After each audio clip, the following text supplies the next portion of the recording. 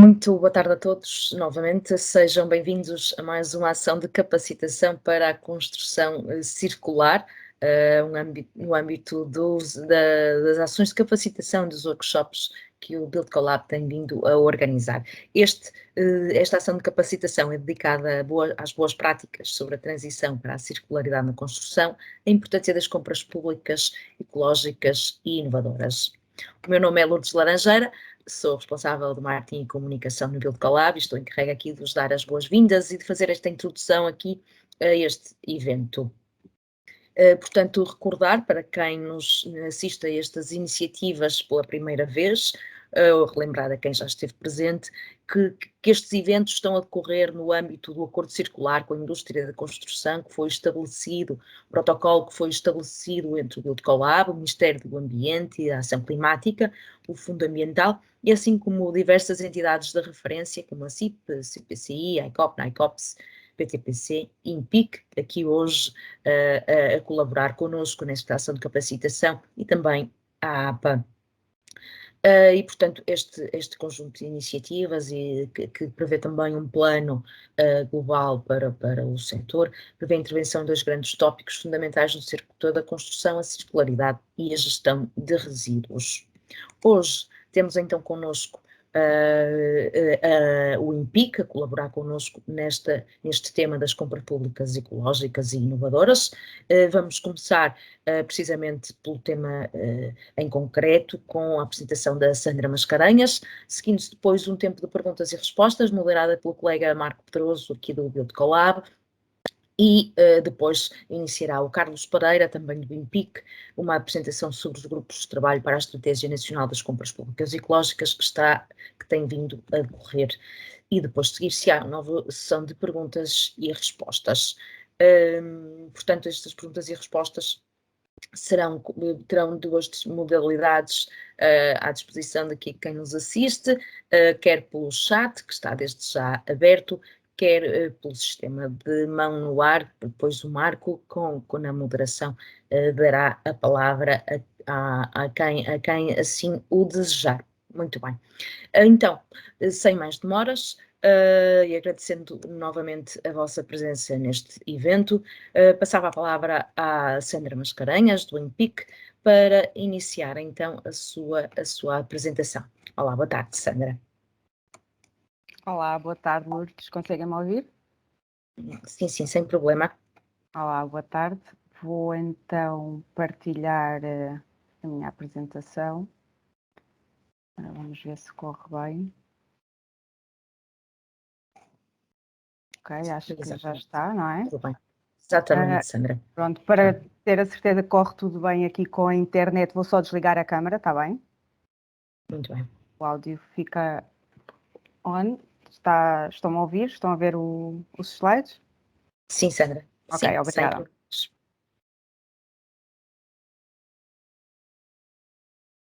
Não estamos a ouvir neste momento, okay, Sandra. Não sei se desligou o microfone. Não. Estava só a ver se estava tudo bem, peço desculpa. Antes de mais, boa tarde a todos. Quero agradecer também ao Build Collab o convite que foi endereçado ao INPIC. Como a Lourdes disse, eu chamo-me Sandra Mascarenhas, sou técnica superior no INPIC, na direção jurídica e da contratação pública, e venho hoje falar sobre este tema que tem tão de atual como de interessante, que são realmente as boas práticas para a transição para a circularidade na construção e, portanto, a importância das compras públicas ecológicas e inovadoras. Antes de mais, vou começar aqui um pouco sobre a relevância, não é, deste assunto. Como sabemos, a Comissão Europeia estima que a nível de toda a União Europeia, cerca de 250 mil entidades públicas procedem anualmente à aquisição de bens, obras e serviços, num valor muito próximo dos 2 mil milhões de euros, o que representa aproximadamente 14% do PIB, sendo que a contratação pública é largamente dominante em setores como a energia, os transportes, a gestão de resíduos, portanto, na construção, proteção social, saúde e educação. A Organização Mundial do Comércio, por sua vez, estima que a contratação pública represente entre 15% a 20% do PIB mundial.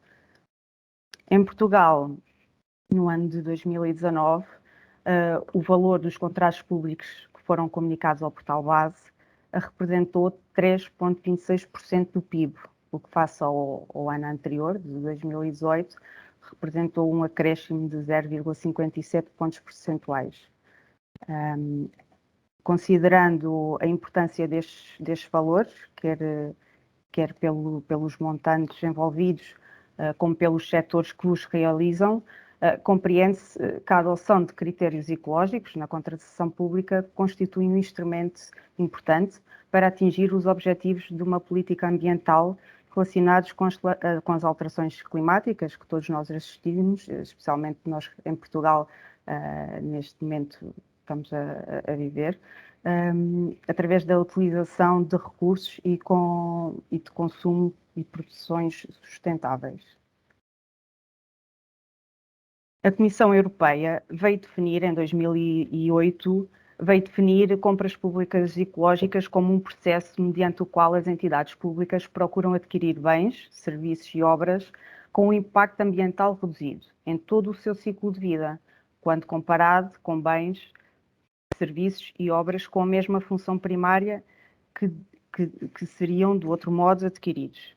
Esta dimensão ecológica no âmbito das compras públicas é de facto uma grande preocupação na União Europeia e que tem vindo a desenvolver-se essencialmente na formulação de recomendações gerais para a consagração da estratégia, uma consolidação jurídica e um desenvolvimento de instrumentos de implementação.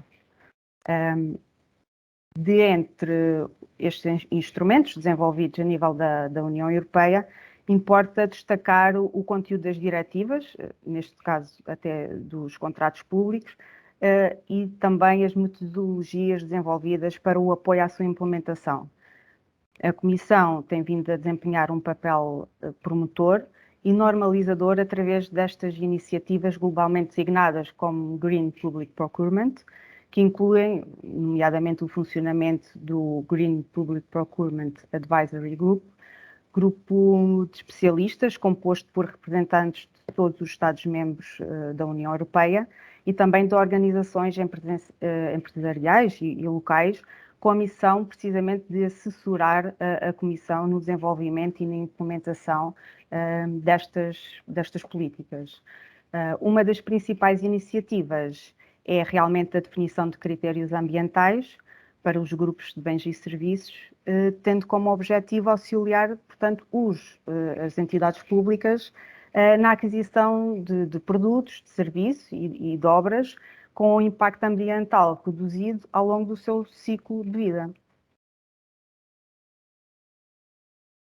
Não sei se os presentes conhecem, mas este é o site da Comissão Europeia, onde é possível consultar então os documentos sobre as políticas do Green Public Procurement, que por sua vez são estes documentos que servem de base aos Estados-membros para criarem a legislação e as estratégias nacionais mais adequadas ao país em concreto. Já agora acho que é importante referir, caso não conheçam, que visitem a página. Entretanto, também não sei se têm conhecimento, o documento de trabalho dos serviços da Comissão sobre os critérios de compras públicas ecológicas da União Europeia para a concepção, construção e gestão de edifícios de escritórios está neste momento em revisão. Pelo que em breve vamos ter novidades sobre todos estes temas que estamos aqui a falar hoje e concretizações de novas políticas e esperamos que mais ambiciosas. Gostaria ainda de referir que a Comissão Europeia lançou este documento de trabalho que estou a mostrar em dezembro passado, de 2021, precisamente sobre as possíveis vias para um caminho de transição para um ecossistema de construção resiliente, mais verde e digital. Este documento encontra-se em consulta pública, agora até dia 28 de fevereiro, no site da Comissão Europeia, está aqui o link caso tenham interesse. Portanto, esta consulta pública é para todas as entidades públicas que lidam com construção, mas também para qualquer parte interessada do setor da construção, meio académico, organizações da sociedade civil e os próprios operadores económicos. Portanto, quem estiver interessada em ler este documento, que é interessante, e dar a sua opinião, e participem neste questionário, que de facto também é importante nós na sociedade civil, tendo em conta todos os papéis que desempenhamos, quer seja nas entidades, participarmos e também termos uma voz ativa nestes temas. Vou agora falar um bocadinho aqui do enquadramento nacional, apesar de sei que estes temas, ao longo dos vários workshops, têm sido promovidos, têm sido referenciados, mas acaba sempre por ser também importante falar neste enquadramento. Em Portugal, as compras públicas e ecológicas surgiram na sequência das primeiras orientações da União Europeia, através da Estratégia Nacional de Compras Públicas Ecológicas, 2008-2010, através de uma resolução do Conselho de Ministros. Esta estratégia visava essencialmente envolver as entidades públicas num processo gradual de adoção de prática de compras ecológicas, e foram estabelecidas, pelo período 2008-2010, metas e objetivos relativos à introdução destes critérios ambientais nos procedimentos de aquisição, através de 6 categorias de bens e serviços considerados prioritários. Em 2016 foi aprovada uma nova estratégia nacional, foi a que teve em vigor agora até 2020. De referir também que no próprio Código dos Contratos Públicos encontramos manifestamente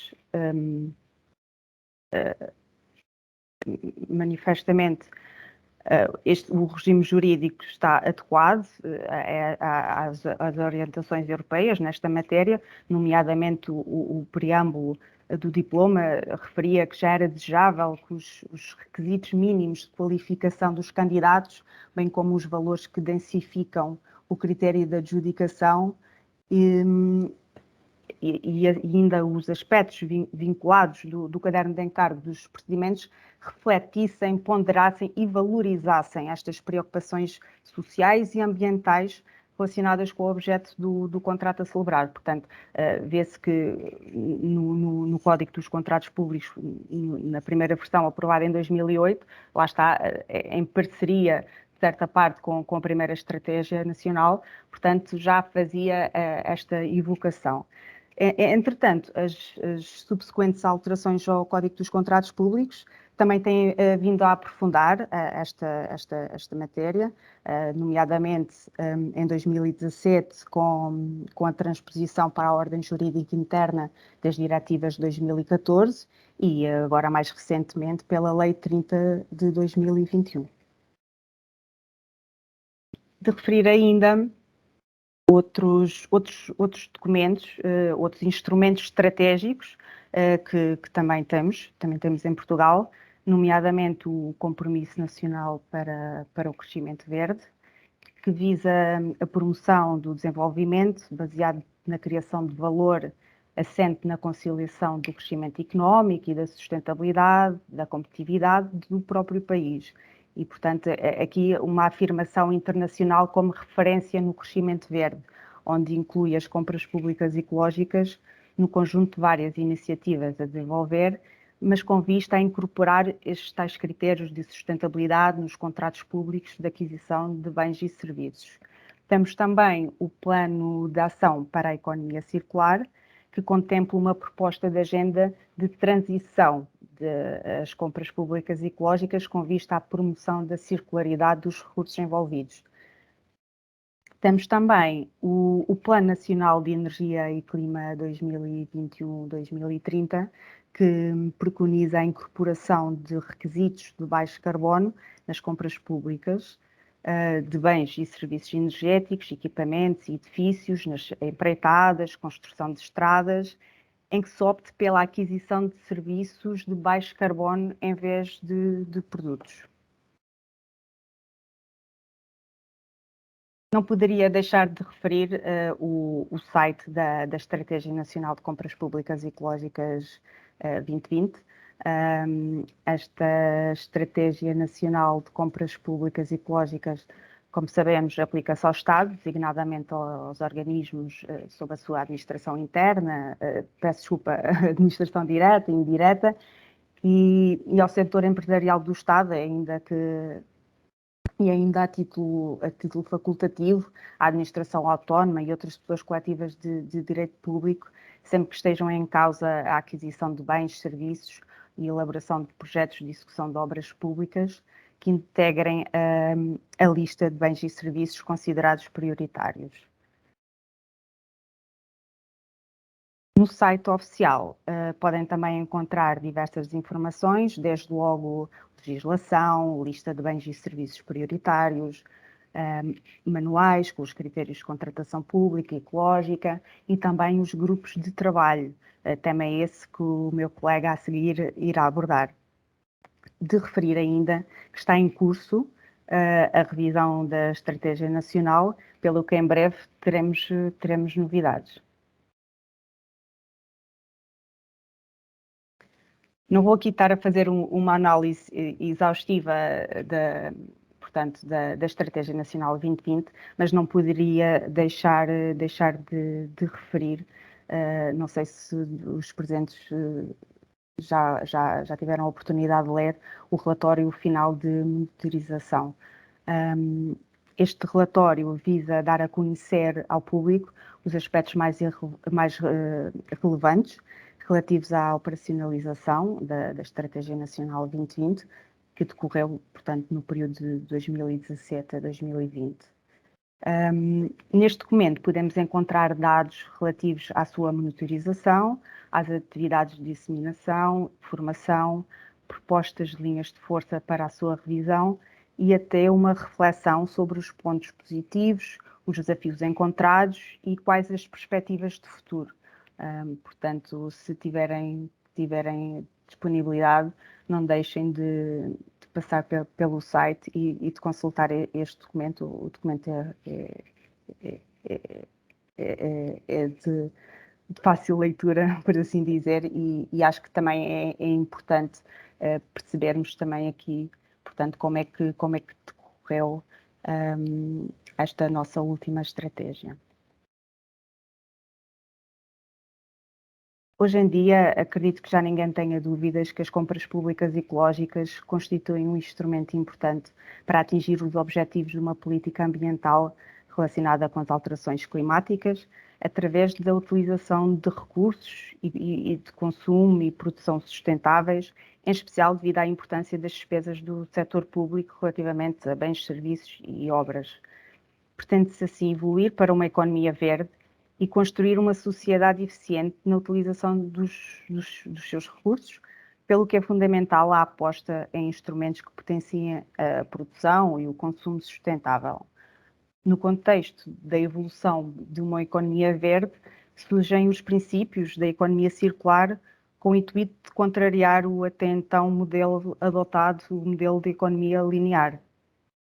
As compras públicas podem também constituir um importante motor de inovação, proporcionando aos operadores económicos incentivos para os desenvolvimentos de produtos, serviços mais ecológicos e circulares, como é o caso do setor da construção, onde as entidades públicas representam uma grande cota de mercado.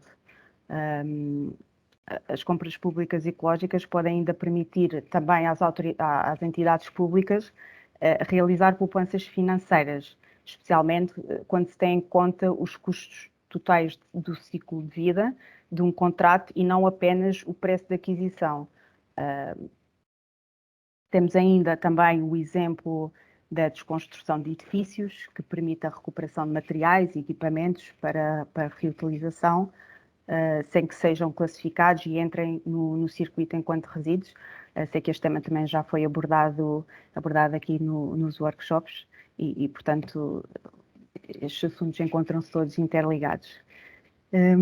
As entidades que aplicam, de facto, estas políticas de compras públicas ecológicas, de facto, estão melhor equipadas para responder aos desafios ambientais e assim evoluir para uma economia mais circular, que no fundo é o que se pretende.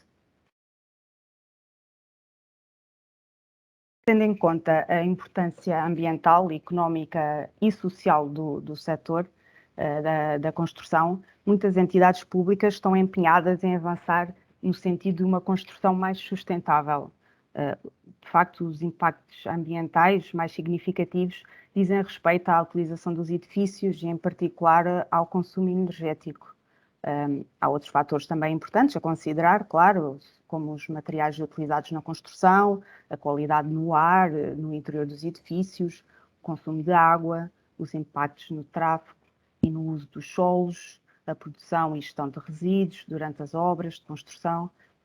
Portanto, a verdade é que o setor da construção gera um elevado volume de resíduos e, portanto, a demolição de edifícios antigos implica não apenas a remoção de grandes quantidades de entulho, mas também, muitas vezes, o tratamento de materiais perigosos, como é o caso do amianto.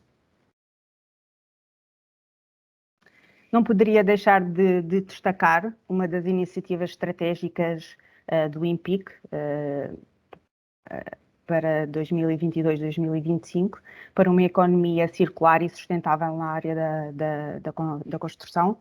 A economia circular, efetivamente, potencia a redução, reutilização, recuperação e reciclagem dos recursos, o que implica uma mudança de paradigma relativamente ao consumo de matérias-primas não renováveis, que deve ser feita de forma consciente. Ora, sendo o setor da construção, como já referi, o maior produtor de resíduos e caracterizando-se por um consumo intensivo de matérias-primas, é de extrema importância a transição das empresas de construção para uma economia circular. Com vista a alcançar esta transição para uma economia circular e a sustentabilidade na construção, o INPIC propõe uma iniciativa estratégica assente em 2 pilares, portanto, na reciclagem de materiais de construção, nomeadamente na promoção do conceito do ecodesign nos materiais, isto, ou seja, nos materiais de baixo impacto ambiental e que preferencialmente sejam obtidos através de reutilização e de reciclagem de outros produtos. Também processos de desconstrução mais eficientes, contemplando a realização de auditorias, de pré-demolição, incentivar o aumento da reutilização, reciclagem dos materiais provenientes dessas demolições e das reabilitações de edifícios. E outro pilar será realmente adquirir melhores práticas na construção para a sustentabilidade. E aí, de facto, tem que haver uma definição clara e melhor das práticas e utilização de critérios ambientais na construção de empreitadas, de obras públicas, mas também na sensibilização dos donos de obra, nos projetistas e de todos os técnicos que intervêm no ato de construir, bem como das próprias empresas de construção.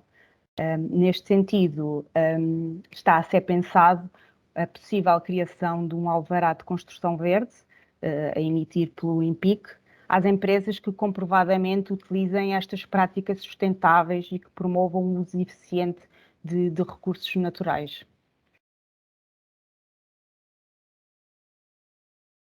De seguida, vou-vos apresentar alguns estudos de caso que acabam por refletir um pouco estas componentes, parece um pouco teóricas, que estive a falar, quer dos enquadramentos jurídicos, quer da estratégia nacional, e portanto, espero com estes casos práticos dar-vos uma ideia de como é que depois na prática isto tudo se processa, como é que se aplica todos estes conceitos que falei, portanto, das compras públicas ecológicas, das compras de inovação, portanto, da circularidade, e, portanto, isto tudo faz com que se adote as boas práticas. Este primeiro caso é um caso sobre a remodelação de um edifício de jardim de infância. Portanto, este caso passa-se na Croácia e foi preciso substituir um edifício pré-fabricado de um jardim de infância, que foi construído em 1982 e foi ampliado em 1995. O edifício nunca tinha sido renovado, tinha altos consumos a nível energético e estava praticamente no fim de vida útil. Portanto, em vez de se demolir, portanto, o município decidiu manter o máximo da estrutura física possível. Isto, não esqueçamos, estamos a falar portanto, de um pré-fabricado, e ao mesmo tempo renovar e melhorar o aspecto do próprio edifício. Com esta reformulação do edifício, tentou-se economizar material de construção, aumentar a longevidade da construção e também aumentar a eficiência energética, reduzindo assim a assistência às crianças, uma vez que a qualidade do ambiente de aprendizagem também não era muito funcional. Uma análise de mercado indicou que não havia uma solução para remodelar este edifício, lá está, porque era uma casa de madeira pré-fabricada e, portanto, que não havia uma solução no mercado croata. Assim, através de um procedimento de contratação pública de inovação, definiram soluções técnicas baseadas em resultados. E, através desta pesquisa, o impacto final da aquisição e solução implementada foi um edifício melhorado, com uma extensão de vida superior a 25 anos. De facto, a solução encontrada resultou em 61% de economia de energia no aquecimento do edifício e 66% menos emissão de CO2 por ano. Em vez de demolir, portanto, o edifício e construir um novo, transformou-se, modernizou-se o edifício numa superfície de 820 metros quadrados, que numa situação dita normal teria terminado num aterro. Durante a implementação, portanto, destas várias medidas inovadoras, uma delas que tem a ver com havia deficiências no abastecimento de água e a drenagem do sistema de edifício, foi possível a substituição completa de todas as tubagens de abastecimento de água inadequadas para novas, sem fazer obras invasivas. Portanto, de facto, foi assim uma obra muito interessante. Aqui no próximo slide mostro-vos já algumas fotos de como ficou, portanto, como ficou o edifício. Podemos ver aqui uma sala de aulas, lá está, portanto, os canos passam para não estarem a partir as paredes e a danificar, a criar resíduos, portanto, os canos não passam por dentro da parede, como é usual. De facto, este projeto proporcionou imensos benefícios, nomeadamente baixos custos de energia, baixas emissões de CO2 e menores custos de manutenção. A iluminação natural do edifício também foi aumentada através de uma maior superfície envidraçada e também foi instalada uma nova iluminação LED, que melhorou bastante as condições de iluminação. Achei este caso muito interessante e pertinente para partilhar hoje nesta ação de capacitação. No entanto, se tiverem interesse, portanto eu fiz aqui um breve resumo, se tiverem interesse em saber mais sobre este projeto, no slide anterior consta do link para consultarem mais informações sobre este caso. Este exemplo não é propriamente um estudo de caso, ou seja, não se pode considerar que houve um procedimento para adquirir bens ou serviços ou obras, mas acho que reflete bem também as boas práticas que as entidades públicas podem adotar. portanto, o Transport for London, é um líder reconhecido na área da sustentabilidade e das compras sustentáveis.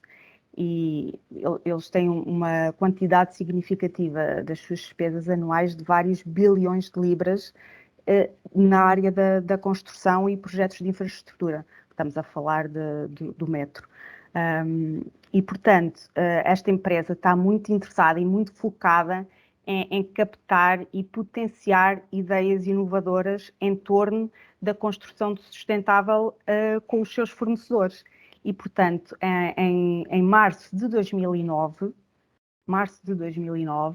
esta entidade organizou uma conferência sobre inovação na construção, por forma a aumentar a consciencialização sobre a inovação da construção, portanto, dentro da própria entidade, mas também para envolver o mercado, para envolver os operadores económicos e perceber também quais eram as expectativas e quais seriam os frutos deste tipo de atitude, não é? Portanto, de juntar várias entidades. De facto, o feedback foi muito positivo nesta primeira conferência, tanto que, passado um ano, fizeram uma nova, onde foram apresentados diversos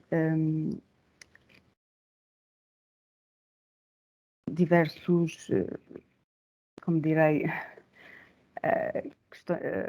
produtos inovadores de acordo com a entidade em causa.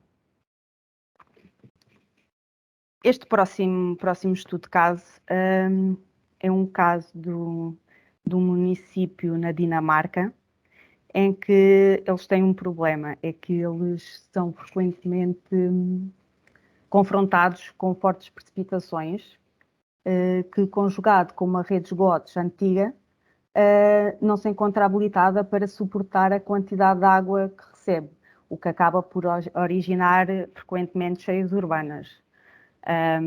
Em 2011, na sequência, portanto, de grandes danos provocados pelas cheias, o governo dinamarquês reconheceu que havia uma necessidade de desenvolver um plano de adaptação climática e de resolver este problema. Daqui surgiu então a oportunidade de realizar um projeto financiado pela União Europeia, incapaz de colmatar então esta necessidade para as soluções satisfatórias de uma gestão eficiente das águas pluviais. Como objetivo, o município pretendia gerir 30% da água pluvial sem depender do sistema de esgotos para escoar a água das ruas e, adicionalmente, pretendeu também garantir a reutilização de água retida no subsolo para irrigação de espaços verdes na cidade e que ajudava até à regulação térmica no período de verão. O procedimento adotado neste estudo de caso foi a parceria para a inovação e ao abrigo de acordo quadro foram realizados acordos com vigência de 4 anos, acordos esses que estão a acabar agora em 2022 e terminados estes 4 anos, o município está muito satisfeito com as soluções que foram desenvolvidas e planeia inclusivamente dar continuidade ao projeto de forma a abranger também as outras áreas da cidade, do município. Neste próximo slide vê-se aqui já como se fosse uma maquete, portanto, do projeto e depois na realidade. Na verdade, a primeira solução encontrada, portanto, para este problema foi a construção de armazenamento de água em pequenas bacias, que é o que vemos na primeira imagem. Portanto, a bacia tem no seu interior diversos materiais, como cascalho, cubos de plástico, e que juntos formam o que eles chamam de uma sanduíche. Ou seja, o que eles pretendem é criar diferentes camadas e em cima é plantada uma árvore. Portanto, e devido a este tipo de construção, que eles chamam de sanduíche, é fornecida água à camada superior, portanto, à árvore, e eles o que dizem é que este sistema tem uma autonomia de 4 anos. A segunda solução canaliza a água superficial das estradas através de um dispositivo de limpeza e depois para um sistema de vários tanques de atraso. Isso, lá está, uma vez que os sistemas de esgotos não conseguiria escoar as águas no imediato, portanto, cria tanques de retenção. A fim de garantir que este sistema de drenagem não sobrecarregue nas situações de cheias e tempestades, a libertação destes reservatórios é feita de forma atrasada, por forma a corresponder à capacidade existente da rede de drenagem. Ambas estas soluções foram co-desenvolvidas com o município, foram testadas em simultâneo nos locais que foram selecionados como sendo os locais mais críticos da cidade e, portanto, onde a solução seria implementada. De realçar que em 2019 o Innovation Procurement Award foi concedido a este município com este projeto por ser o primeiro município na Dinamarca a aplicar o procedimento de parceria de inovação em relação a um projeto de desenvolvimento urbano.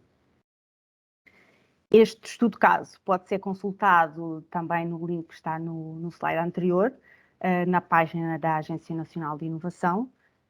Fiz aqui um breve resumo, uma síntese, mas aconselho vivamente a sua leitura, é um caso muito interessante.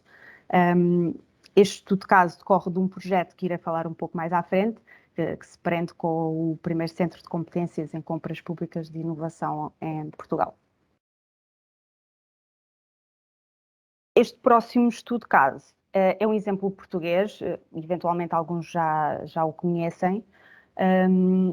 Também vou fazer aqui uma breve síntese do mesmo, uma vez que ele ainda está a ser aprimorado pelo Centro de Competências em Compras Públicas de Inovação e, portanto, ainda vamos ter algumas reuniões com os intervenientes e portanto, para ter ainda mais informação sobre este estudo de caso. No entanto, não o poderia deixar de referir, até porque é um bom exemplo português.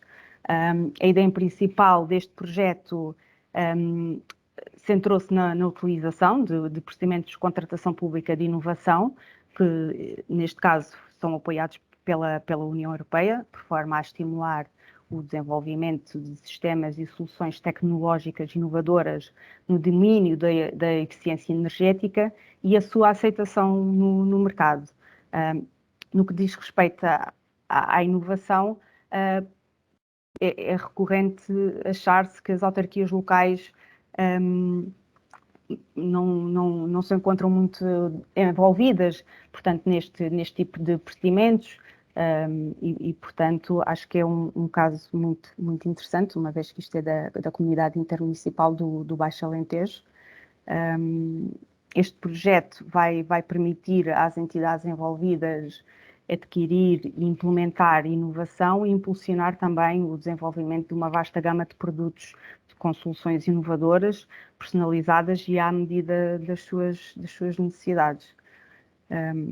Portanto, de facto, a utilização de procedimentos de contratação pública de inovação permite esta implementação mais rápida de estratégias e planos locais que visam o desenvolvimento sustentável por meio de um crescimento verde. Em Portugal, este investimento distribuiu-se por 2 edifícios, o edifício do Passos de Concelho de Mértola e um edifício do município de Serpa. Portanto, o desafio neste estudo de caso prendeu-se com o facto de ambos os edifícios estarem localizados em zonas históricas e, portanto, sujeitas a regras relacionadas com o património. Num primeiro edifício houve um investimento de cerca de 150 mil euros onde foram feitos desde isolamento de telhado, substituição de caixilhos de janela, sistemas LED, substituição do sistema de ar-condicionado e instalação de um sistema de monitorização. No outro edifício, um investimento de cerca de 60 mil euros, substituição de caixilhos de janela, sistema LED, substituição de ar-condicionado e sistema PV. Estes estudos de caso foi os que escolhi por achar que melhor se enquadram aqui no tema, mas existem muitos outros. Através dos links dos estudos de caso, vocês podem ter acesso a muitos outros, também na área da construção, e muito interessante, e portanto espero que tenha conseguido criar o bichinho para que os possam ir visitar e ler um bocadinho mais sobre eles.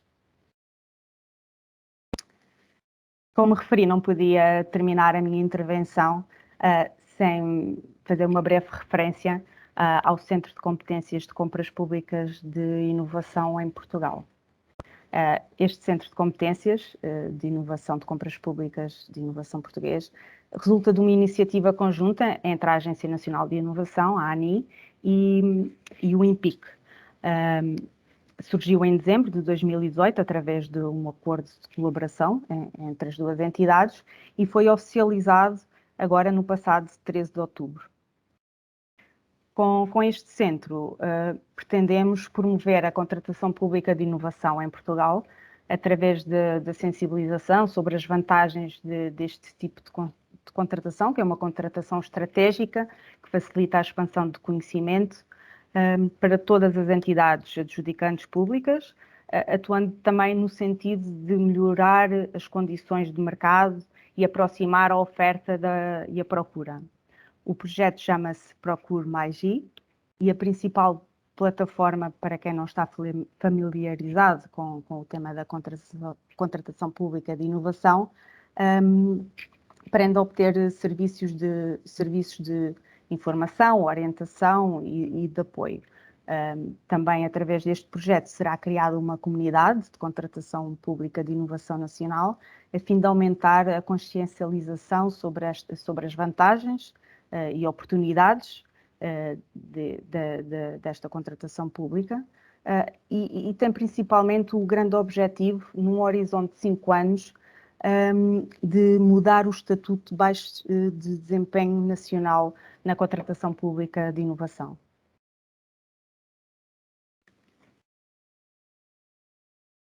Neste slide mostro-vos assim muito resumidamente, portanto, os serviços e o envolvimento que pretendemos. Desde logo, o Centro de Competências vai disponibilizar serviços como o apoio a candidaturas da Horizonte Europa, também irá disponibilizar boas práticas, manuais e guias orientativos. Aliás, esta parte das boas práticas, manuais e guias orientativos, já temos alguns documentos, como vos mostrei, o estudo de caso, entre outros.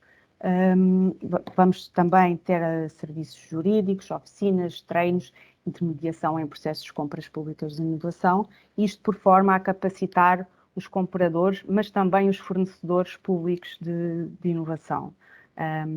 Portanto, os serviços que estão assinalados com a estrela verde vão ser os primeiros a estarem disponíveis, mas também para mais informações podem consultar o site da ANI. Muito em breve o site próprio do centro irá estar operacional, mas para já também temos toda a informação e documentos no site.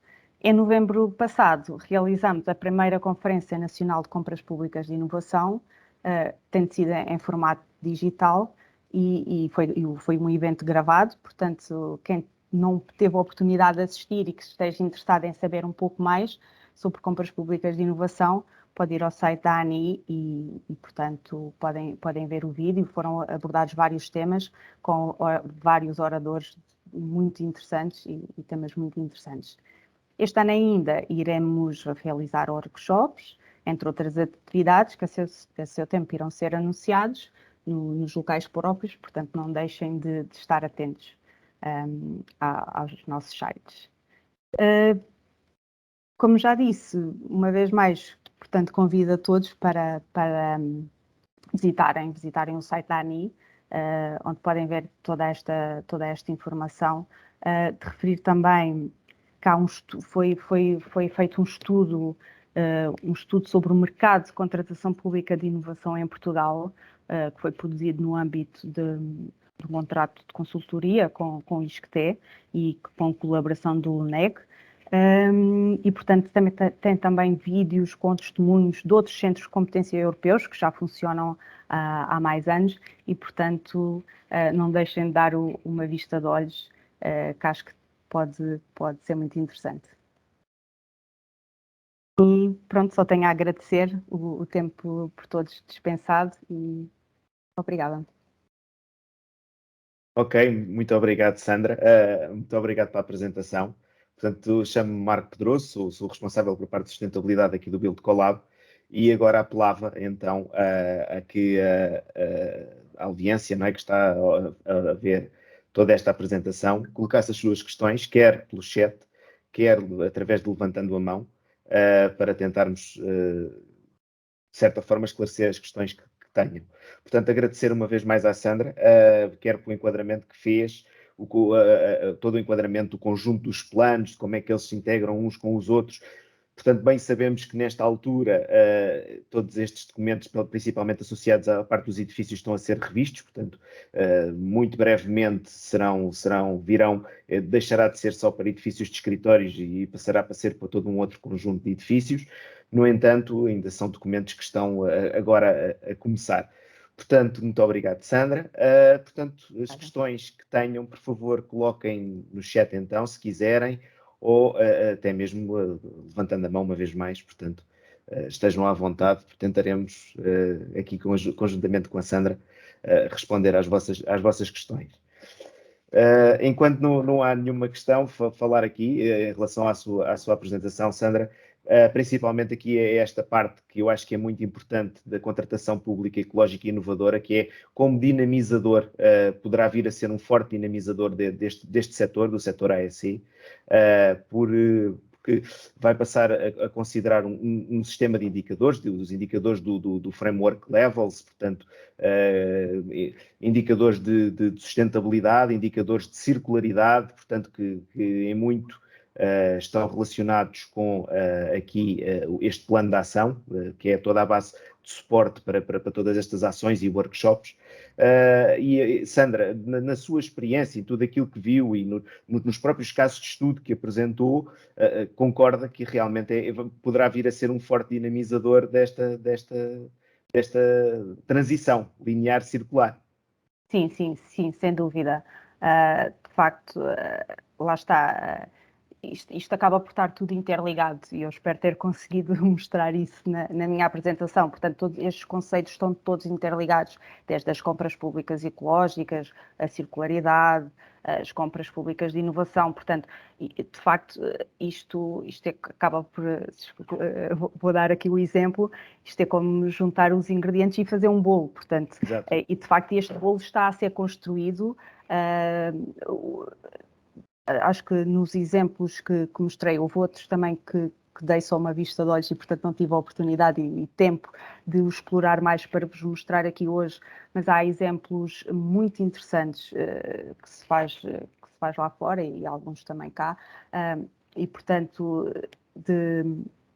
em que o que se pretende mesmo é isto, e é este o desafio e que também nos propomos, nós também em PIC, portanto também enquanto reguladores, não é, do setor da construção, portanto também temos que dar esta alavancagem portanto, à própria área e portanto também temos que desempenhar aqui um papel bastante importante em fomentar este tipo de... Ao fim e ao cabo, um lead by example, não é? Exatamente, sem dúvida. Muito nessa perspectiva. Portanto, realmente, porque tudo isto vai gerar aqui esta transição, vai gerar não só a necessidade de novos profissionais ou de novas qualificações por parte dos profissionais de algumas profissões que existem já há alguns anos, portanto, como quer a sua requalificação ou a alteração das suas capacidades técnicas, como também a geração de novas profissões adequadas às necessidades. Portanto, aqui, uma vez mais, a contratação pública ecológica e inovadora, como disse bem, não é? A servir como uma alavancagem para esta transição. Portanto, o setor público gera essa procura, que por sua vez depois o setor privado depois passa a ter disponibilidade. Isto é quase como as economias de escala que nós tanto ouvimos falar, não é? Portanto, hoje em dia, se calhar algo que é mais caro ou que tem um processo ou um procedimento mais intricado, passa de um momento para o outro a ser mais acessível e as pessoas passam a adaptar. Portanto, aqui realmente o dinamizador que poderão ser estas compras públicas ecológicas e inovadoras.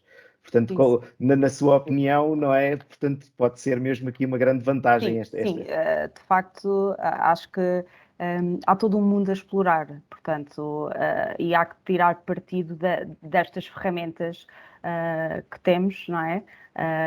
Portanto, não deixando-se também de referir uma questão que falou um pouco, que é sobre os novos profissionais e, portanto, também a importância de capacitar as pessoas, quem trabalha na área. Portanto, desde todos, desde quem decide, a quem realmente está na mão de obra. Portanto, é muito importante haver também esta consciencialização, que é importante capacitar todos. Portanto, todas as partes envolvidas neste processo têm que ser capacitadas e ter uma melhor e maior formação também nestas áreas, né? Porque só assim é que realmente conseguimos ter sucesso. Claro. Sandra, aqui o Daniel Sampaio colocou aqui uma questão no chat, em que diz, estando entre os bens e serviços prioritários, para quando a definição de critérios ambientais relativos a infraestruturas e equipamentos de tratamento, abastecimento e distribuição de água, de recolha e tratamento de águas residuais e resíduos urbanos? Bem, isso, de facto, é uma excelente questão. De facto, eu gostaria de conseguir, de ter o poder de responder a essa questão. De facto, há questões que não dependem só de nós INPIC, portanto, todos estes assuntos são trabalhados ao mais alto nível portanto, mas sem dúvida partilho da questão e da preocupação, portanto, que o Daniel Sampaio demonstrou. Claro, exatamente, sem dúvida. Claro, lá está, foi o que disse. Eu acho que o caminho está a ser feito, na minha modesta opinião, o caminho está a ser feito, mas ainda, portanto, ainda há vários caminhos, por assim dizer, e que temos de traçar da melhor forma. Não é?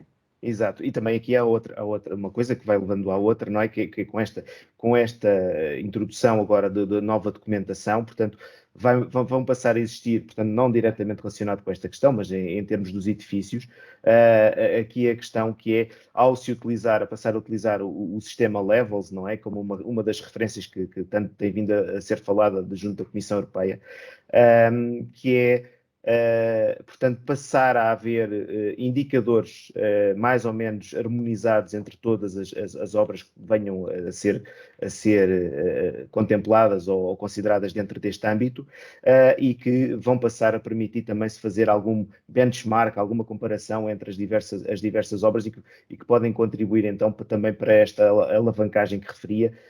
Portanto, esperemos mesmo que estas compras públicas ecológicas e inovadoras venham a ser realmente vantajosas e a ajudar realmente esta transição da linearidade para uma economia, um modelo de economia circular aqui neste setor que tanto precisa, e face aos tempos que atravessamos, se calhar vamos ter que acelerar se calhar ainda mais do que aquilo que tem vindo a ser feito por causa das matérias-primas e a sua falta. Portanto, Lourdes, julgo que esteja os primeiros 10 minutos mais ou menos ultrapassados, certo? Sim, sim. Pronto, portanto, olha, Carlos, quando quiser, então, pode dar início à sua apresentação. Claro, se entretanto surgirem mais algumas questões também no final. Claro que sim. Sandra, muito obrigado. Novamente. Ok. Obrigada. Lourdes, muito obrigado. Até já, então. Vamos então passar para Carlos, fazer então avançar com a sua apresentação. Vou parar aqui esta e agora o Carlos iniciará. Estão a ver a apresentação? Sim. Pronto. Boa tarde, o meu nome é Carlos Pereira, sou técnico superior aqui no IMPIC.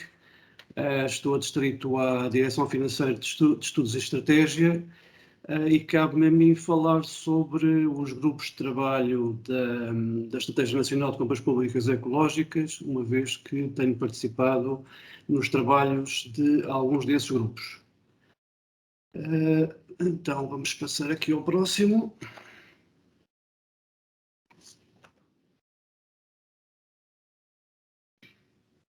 Então, o que é que se passa? Deixa eu partilhar.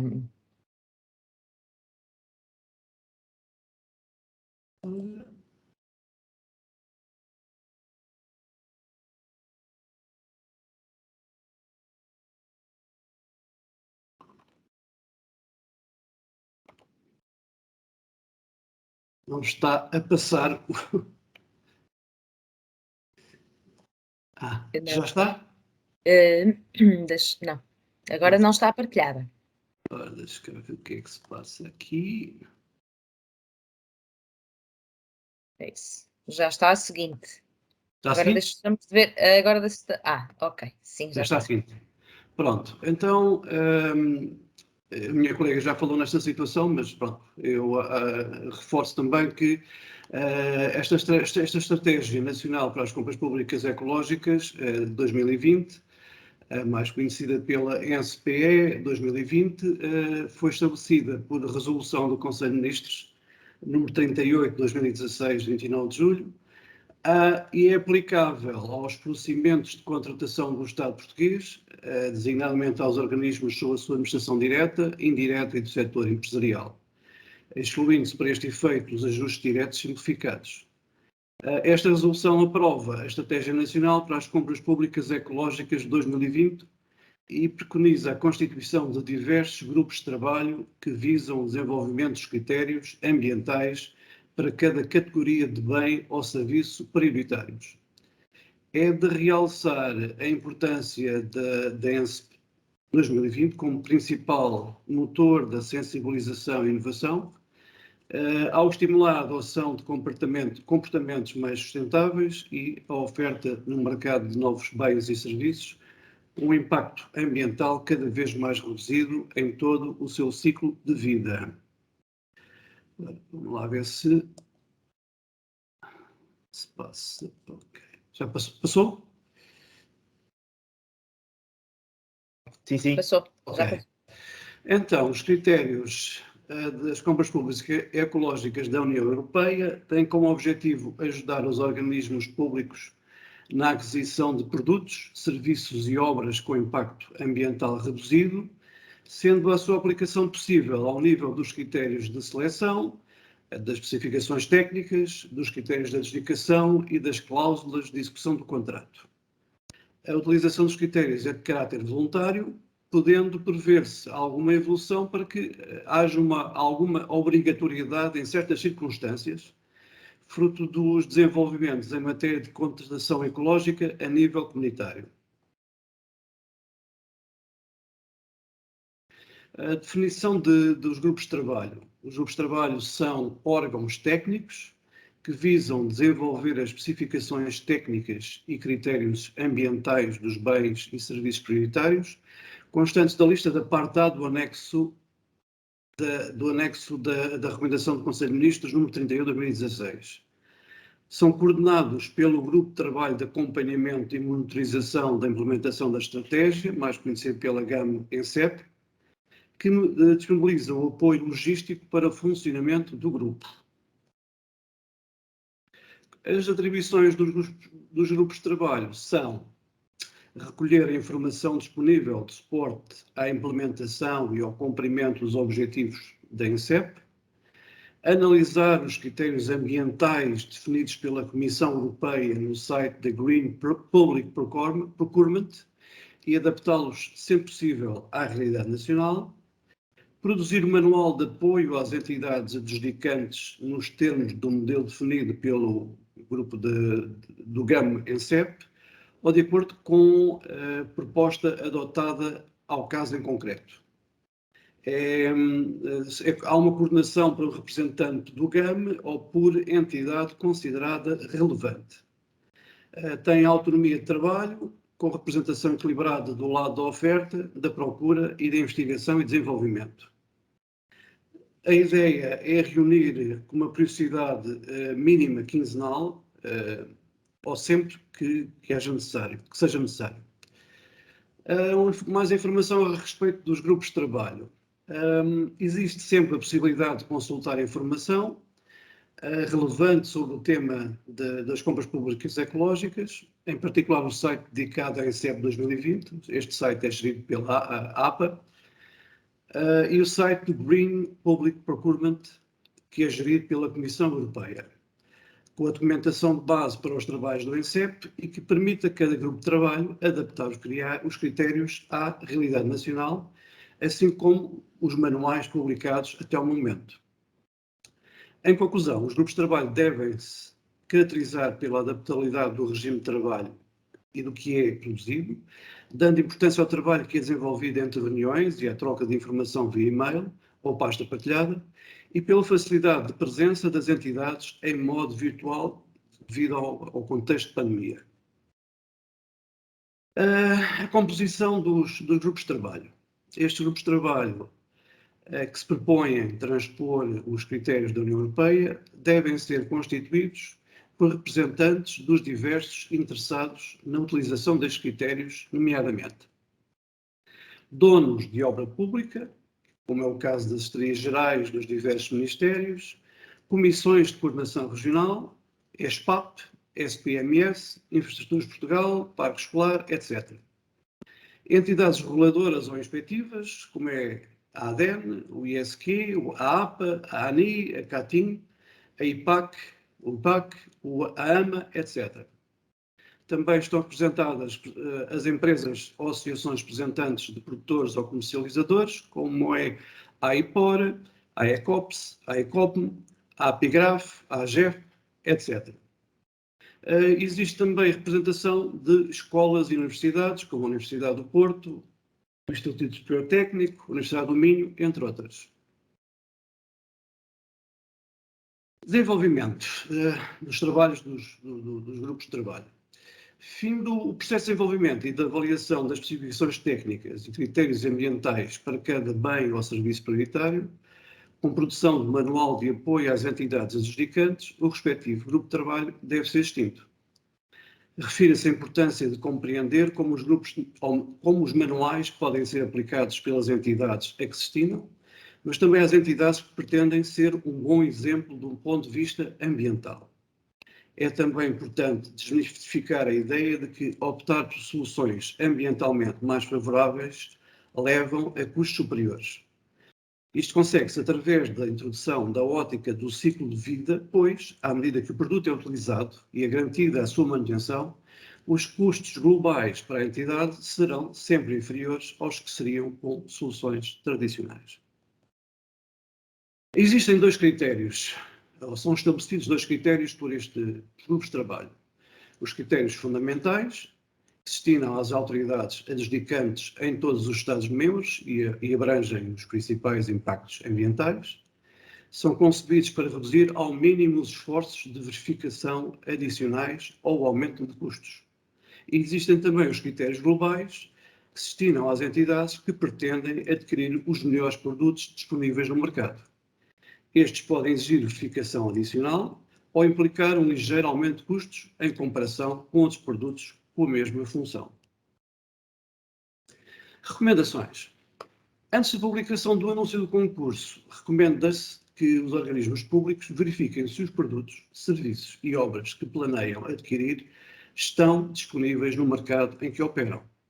Sempre que a entidade adjudicante preveja aplicar os critérios propostos no presente documento, deve fazê-lo de modo a garantir o cumprimento dos princípios da igualdade de tratamento, não discriminação, proporcionalidade, transparência e os requisitos estabelecidos na legislação europeia em matéria de contratos públicos. Vê, por exemplo, os artigos 42, 43, 67, número 2 ou 68, Diretiva 2014-24 da União Europeia, e disposições similares que constam de outros atos legislativos da União Europeia em matéria de contratos públicos. Tal implica, nomeadamente, que os critérios de adjudicação ou as condições de execução do contrato não devem ser escolhidos ou aplicados de forma a discriminar direta ou indiretamente os operadores económicos dos outros Estados-membros ou de países terceiros. As informações práticas sobre estes aspectos são igualmente apresentadas no Manual de 2016, intitulado Comprar Ecológico, disponível neste link que estão a ver. Agora, qual é o papel da Agência Portuguesa do Ambiente? A APA tem estabelecido diversos acordos-quadro com diferentes organismos de gestão pública que se encontram atualmente em vigor e prevê lançar outros em preparação, tanto de âmbito geral como no domínio do setor da saúde, que vão complementar os manuais desenvolvidos pelos diversos grupos de trabalho. Para além disso, a APA também privilegia a vertente da formação e divulgação da INCEP 2020, área crítica a reforçar no futuro. Até o momento foram produzidos 12 manuais, aos quais se vão juntar 3 novos que foram operacionalizados em 2021, os quais tiveram em conta a lista GPP publicada pela Comissão Europeia. A Agência Portuguesa do Ambiente, que assegura o secretariado técnico das diversas equipes de trabalho, no que se refere ao apoio administrativo e logístico às reuniões, tem as seguintes funções: preparar as convocatórias e ordens de trabalho para cada reunião, remetendo-as aos membros dos grupos de trabalho, com antecedência mínima de 5 dias úteis, acompanhadas dos documentos considerados necessários. Reunião de lançamento dos trabalhos de cada grupo, elaborar a folha de presenças e circular no início das mesmas reuniões, confirmação das entidades, representantes e grupo no qual pretendem colaborar. Sugestões de outras entidades para os diferentes grupos, consensualização do programa de trabalhos, elaborar a ata de cada reunião, remetendo aos membros do grupo de trabalho até 10 dias úteis após a realização da reunião, preparar pontos de situação trimestrais relativos ao funcionamento dos grupos de trabalho, manter permanentemente atualizada a informação disponível no portal da INCEP 2020, finalização da proposta de manual para consulta pública e, seguidamente, envia-se para consulta pública e, posteriormente, será feita a publicação dos manuais.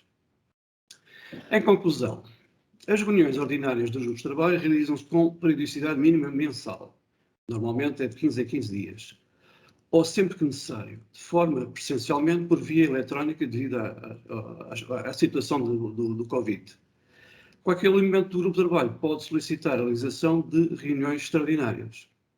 A ordem de trabalhos previamente distribuída é aberta à proposta de temas ou assuntos a discutir, mas inclui obrigatoriamente uma autorização regular dos trabalhos efetuados, bem como planificação operacional de trabalhos a executar até a reunião seguinte, com atribuição, distribuição de objetivos, funções, tarefas e metas, prazos a atingir.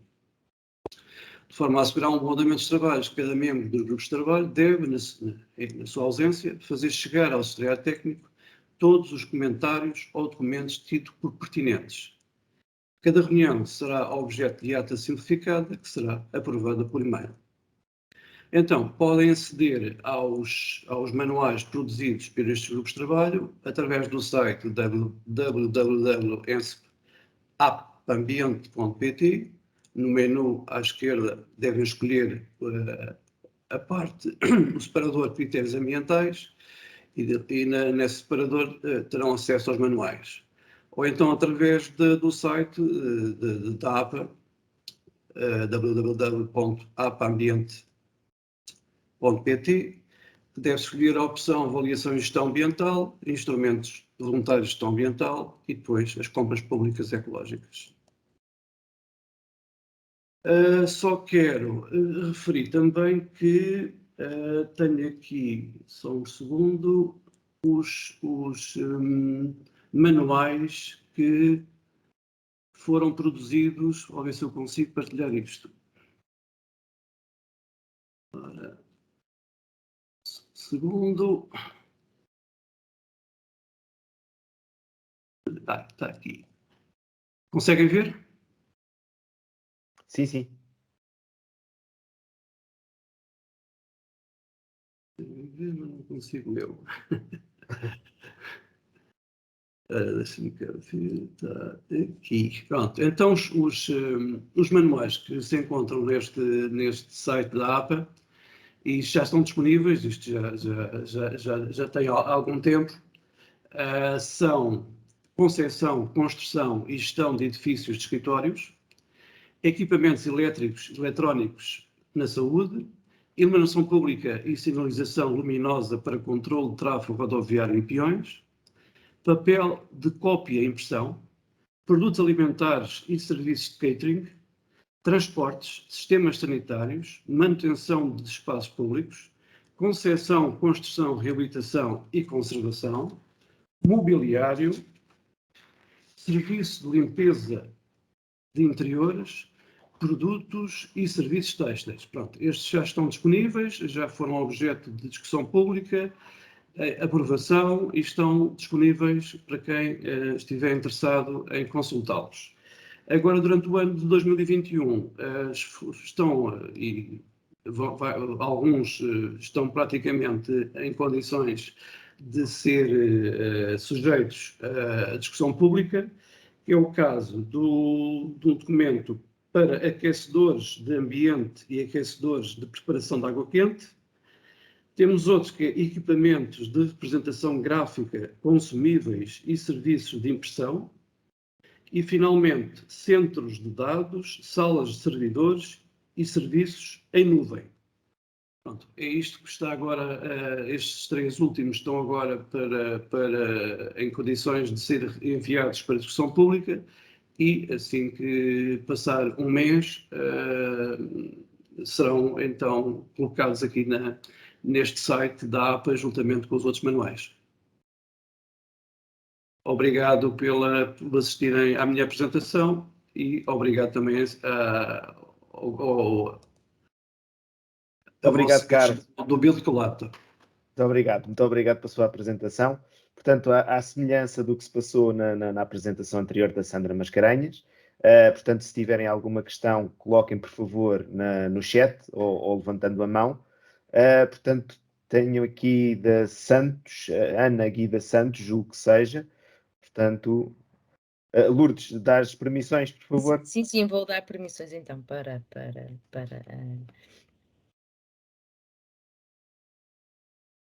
julgo que neste momento já pode ligar o seu microfone para fazer a sua intervenção. Obrigado, Lourdes. Era a Ana Guida Santos, não era? Era. Boa tarde. Conseguem ouvir-me?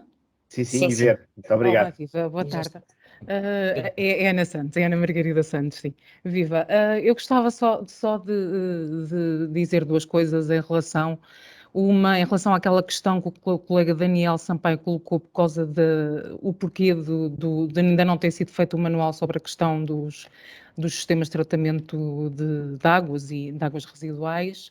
E outro sobre os acordos quadro agora falado na segunda apresentação. Eu faço parte da equipa que compõe a Estratégia Nacional para as Compras Públicas Ecológicas, pela parte da APA.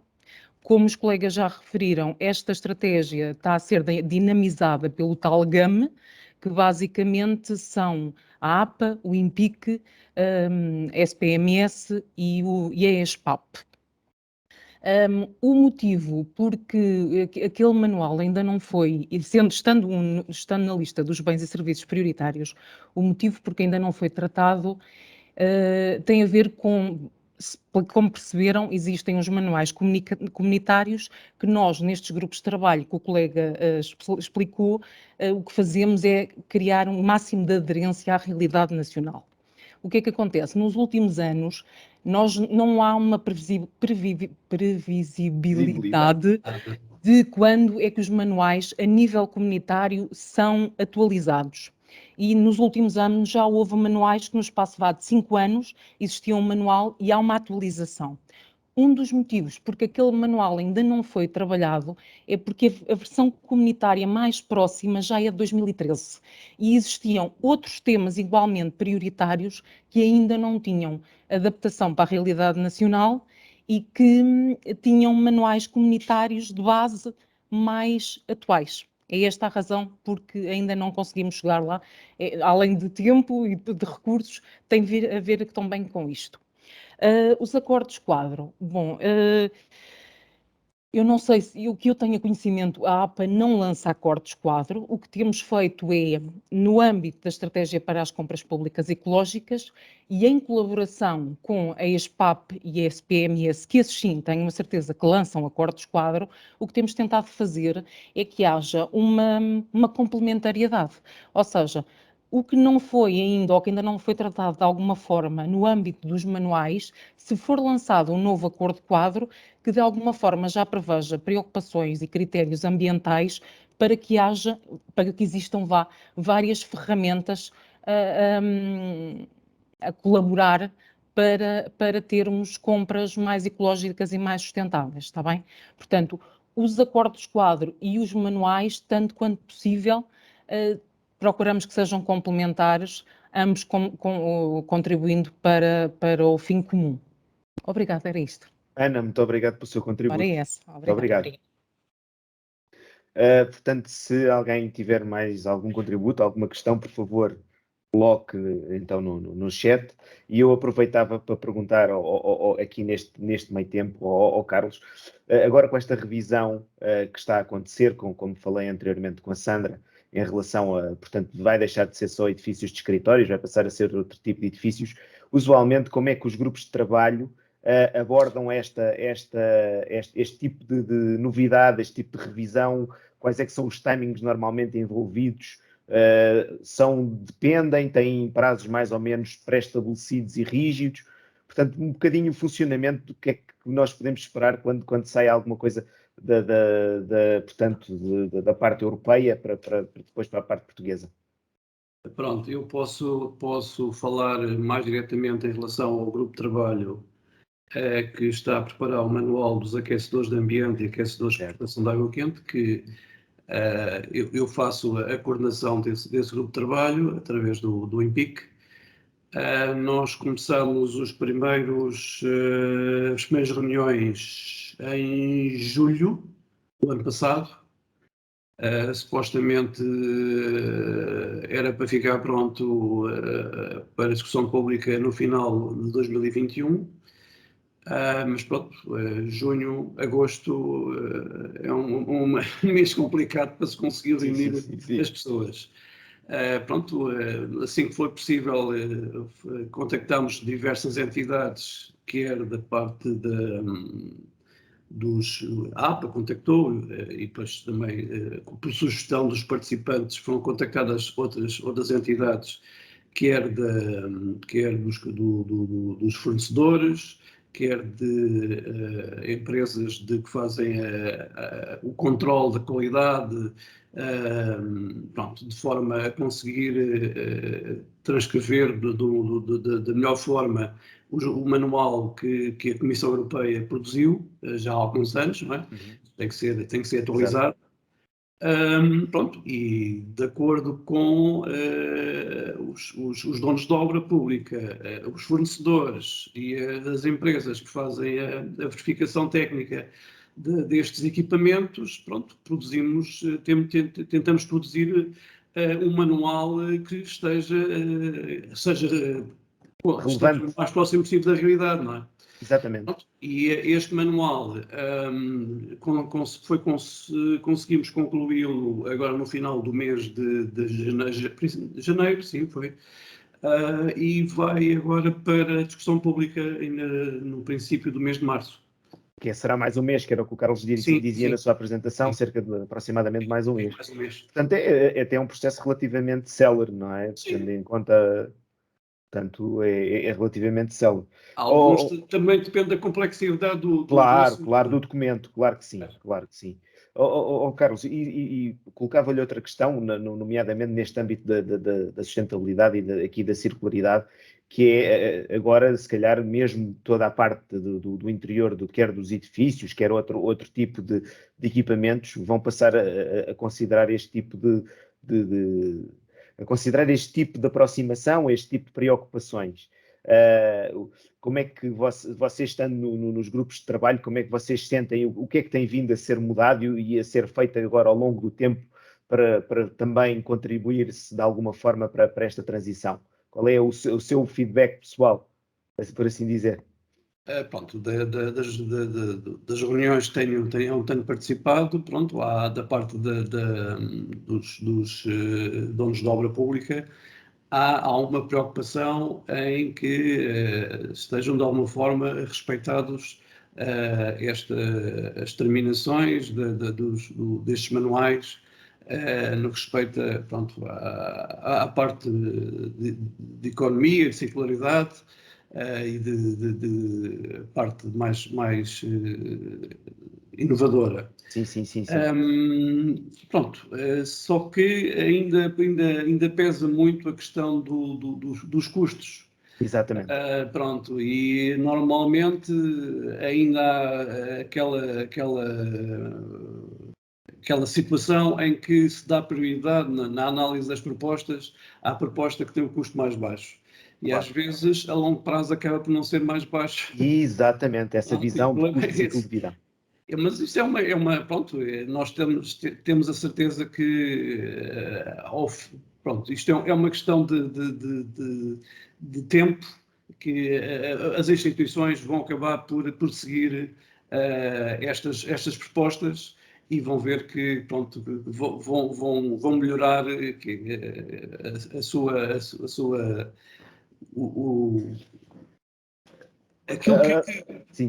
aquilo que vão obter ao final aquilo que se propõe a obter com as compras que vão fazer, e as coisas vão seguir o seu caminho, e mais tarde ou mais cedo isto vai acabar por cair ser o normal. Ser o novo normal, exatamente. Exatamente, é isso. Ser o novo normal, sim, tanto mais que, portanto, aqui na execução do plano de ação, portanto, nestes trabalhos, uma das entidades é o IMPIC, portanto, que usualmente é representado pela engenheira Ivone Nobre, e também da parte da engenheira Ivone, há sempre essa preocupação e de fazermos esta migração, obviamente, enquanto o IPIC entidade reguladora, mas fazermos essa migração de forma sustentada, cuidada e, acima de tudo, e a identificação maior, e a Sandra ainda há pouco na sua apresentação também dava conta disso, e agora o Carlos também estava a referir, é a capacitação, as pessoas necessitam primeiro de ser consciencializadas, portanto haver informação, e depois passarmos então para uma fase de capacitação e de formação, e tudo isso vai metendo uma máquina em funcionamento para tornar, como dizia o Carlos muito bem, o novo normal, não é? Exato. Portanto, vai passar muito por esta vertente e por esta aproximação. Ainda é preciso partir muita pedra até chegar a essa fase.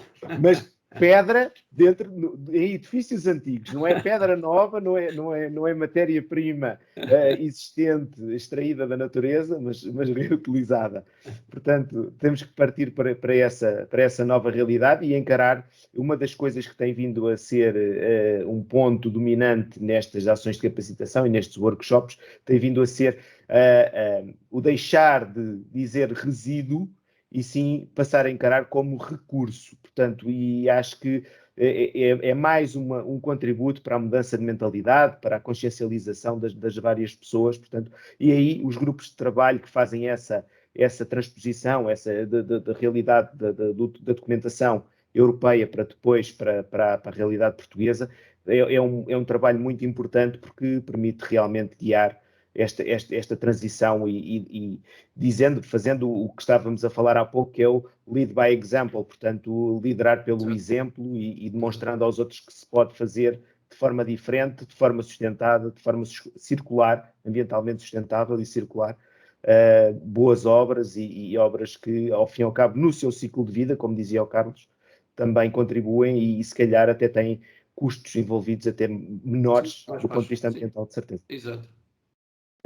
Portanto, não sei se a audiência tem alguma outra questão ou algum contributo a acrescentar neste momento. Portanto, julgo que neste momento não temos participação, portanto, todas as pessoas mais ou menos perceberam a mensagem, julgo que sim. Portanto, Carlos, olha, agradecer-lhe uma vez mais a sua participação e a sua apresentação.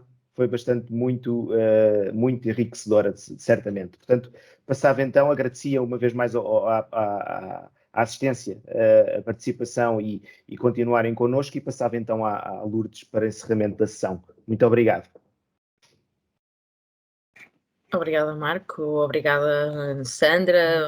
Obrigada ao Carlos também, e ao INPIC, não é? Por esta ação, pelos contributos que deram e que enriquecem ainda mais aqui este trabalho que temos vindo a efetuar no âmbito deste acordo e deste protocolo para a construção circular.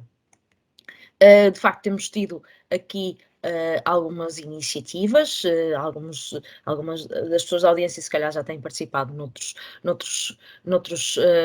eventos que temos efetuado e que cujo objetivo é mesmo esse, contribuir para esta capacitação do mercado e contribuir para esta evolução e passarmos de facto para uma construção mais sustentável, mais circular.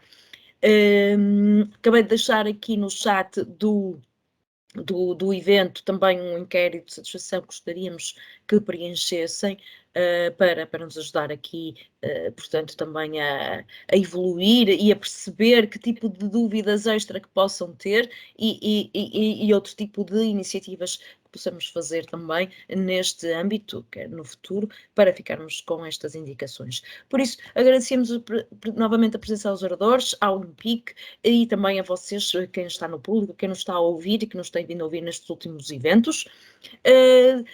Dizer que referir que o próximo é já de hoje a 8 dias, na próxima quinta-feira, dia 3 de março, as inscrições estão abertas no nosso site. Vou também aproveitar e deixar o link do nosso site, do site dedicado a este projeto, onde estão todos os eventos que já decorreram e também os que ainda vão decorrer, os que já têm esta ação de capacitação, por exemplo, de dia 3, que será sobre a importância dos resíduos de construção e demolição para a circularidade, não é? Que será conduzida pela 3 Drivers, e portanto as inscrições estão abertas com o link no site, podem lá consultar. Teremos ainda um outro evento, um outro workshop, neste caso será um workshop que vai decorrer em março, ainda está a definir, em breve iremos definir, que são os Living Labs como incubadores de startups tecnológicas, um marketplace para a circularidade na construção. Aqui este tema já um bocadinho mais no âmbito da inovação. E, portanto, será neste âmbito essa a última iniciativa deste protocolo que se prevê culminar aqui com um plano para a indústria da construção, um plano com orientações, portanto, com uma reflexão do mercado, estado do mercado e com orientações para a evolução no futuro. Portanto, agradeço então novamente a vossa participação, Sandra, Carlos, Marco, e a todos os presentes, e voltamos a encontrar-nos, esperemos nós, de hoje a 8 dias. Quem tiver interesse já sabe, pode de facto consultar e inscrever-se no nosso site. Muito obrigada a todos, uma boa tarde e espero contarmos convosco nas próximas iniciativas, nos nossos próximos eventos. Muito obrigada. Boa tarde.